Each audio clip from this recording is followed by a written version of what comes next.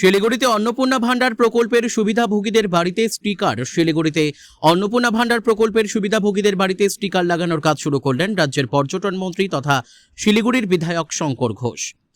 বুধবার শিলিগুড়িতে এই কর্মসূচিতে অংশ নেন তিনি। এদিন একান্ত সাক্ষাৎকারে পর্যটন মন্ত্রী শঙ্কর ঘোষ জানান, অন্নপূর্ণা ভান্ডার প্রকল্পের মাধ্যমে বহু মানুষ ইতিমধ্যেই আর্থিক সুবিধা পেয়েছেন।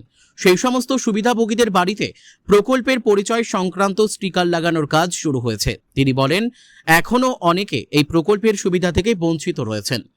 যোগ্য হওয়া সত্ত্বেও যারা এখনও টাকা পাননি, তাদের বিষয়টি খতিয়ে দেখে যাতে দ্রুত সুবিধার আওতায় আনা যায় সেই ব্যবস্থা করা হবে। মন্ত্রী আরও জানান, সরকারের এই প্রকল্পের মূল লক্ষ্য হল যোগ্য মহিলাদের আর্থিক সহায়তা প্রদান করা। তাই কোনো যোগ্য ব্যক্তি যাতে প্রকল্পের সুবিধা থেকে বাদ না পড়েন সেদিকে নজর দেওয়া হবে।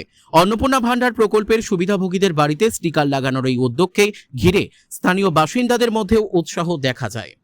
আজকে আমি যারা অন্নপূর্ণার যোজনার প্রাপক তাদের কিছু বাড়িতে আমাদের মাননীয় মুখ্যমন্ত্রীকে ধন্যবাদ জানিয়ে, মাননীয় প্রধানমন্ত্রীকে ধন্যবাদ জানিয়ে আমরা এই প্রাপকদের বাড়িতে গিয়ে তাদের সাথে সরাসরি সাক্ষাৎ করছি।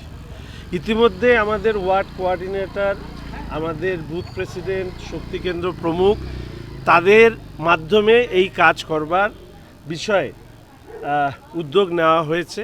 তারা এই কাজ অত্যন্ত সফলভাবে প্রতিটি বুথে সবাই গিয়ে গিয়ে বাড়িতে বাড়িতে গিয়ে এই কাজ করছেন। তো আজকে যেহেতু আমি শহরে এসেছি, তো সেই জন্য আমি কয়েকজনের বাড়িতে গেলাম।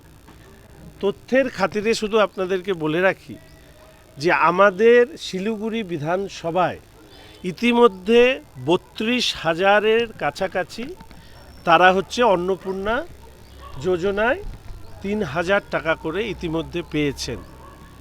3,000 থেকে 3,500 এখন পর্যন্ত আমাদের কাছে যা তথ্য আছে সেটা আন্ডার প্রসেস আছে।